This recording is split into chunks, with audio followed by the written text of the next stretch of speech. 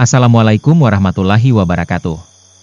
Selamat datang di channel Suara Malam, tempat di mana kisah nyata, legenda kelam, dan suara-suara tak kasat mata kembali hidup di telinga Anda.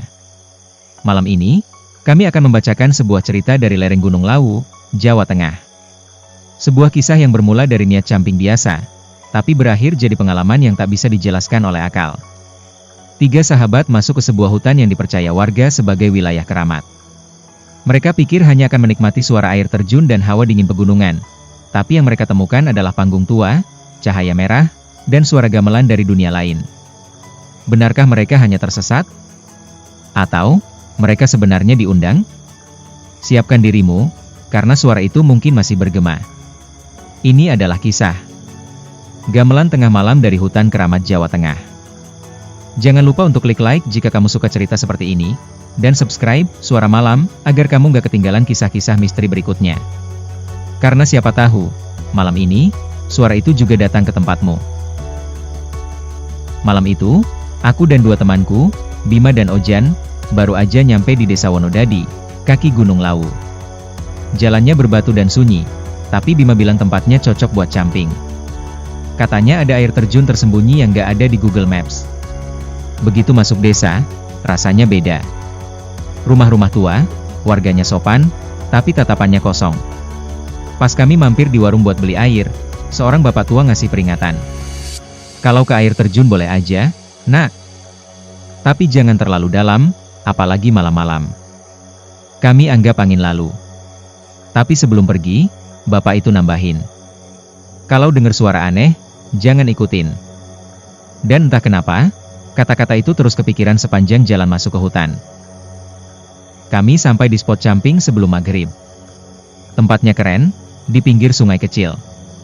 Tapi malamnya, hutan berubah. Sunyi. Gak ada jangkrik, gak ada angin. Cuma sepi total. Jam 12 malam, aku kebangun. Dengar suara pelan. Ting, ting, dung. Bima juga bangun. Lo denger gak? Katanya. Aku ngangguk. Ojan masih tidur, tapi mulai gelisah. Kami ngintip keluar tenda. Di balik pohon, ada cahaya merah redup, kayak sorotan panggung. Dan suara gamelannya makin jelas.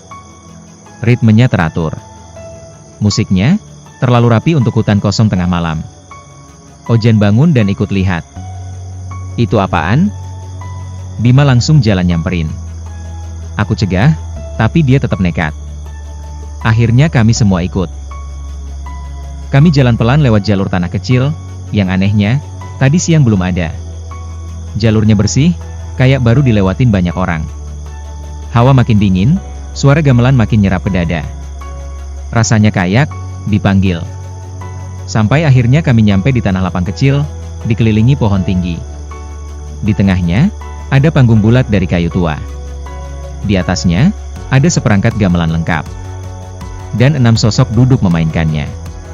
Pakai baju adat Jawa, wajah mereka hitam gosong, dan mata mereka kosong. Bolong. Mereka main gamelan tanpa saling lihat. Di sisi panggung, berdiri perempuan berkebaya putih. Rambut panjang sampai tanah. Dia tersenyum, tapi matanya ngeliatin kami. Terus. Tanpa kedip. Bima pelan ngomong, gila, ini bukan manusia. Kami mulai mundur pelan. Tapi tiba-tiba, suara gamelan berhenti. Total. Semua sosok di panggung langsung menoleh ke arah kami. Serempak. Gerakannya pelan, tapi kaku. Tatapan kosong mereka seperti nembus ke tulang. Perempuan berkebaya itu melangkah turun dari panggung. Suara apapun hilang. Tapi di kepala, aku dengar suara lirih. Kamu datang, padahal nggak diundang. Aku gemetar. Ojan nangis. Bima diam aja, matanya kosong. Perempuan itu terus maju. Tapi sebelum nyampe, ada suara dari belakang. Minggir.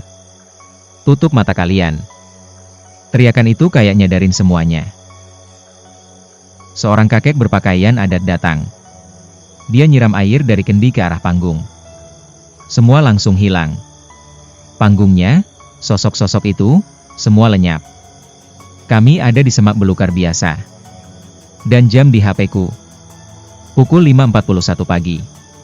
Kakek itu bawa kami ke rumahnya. Katanya, tempat itu bukan buat manusia.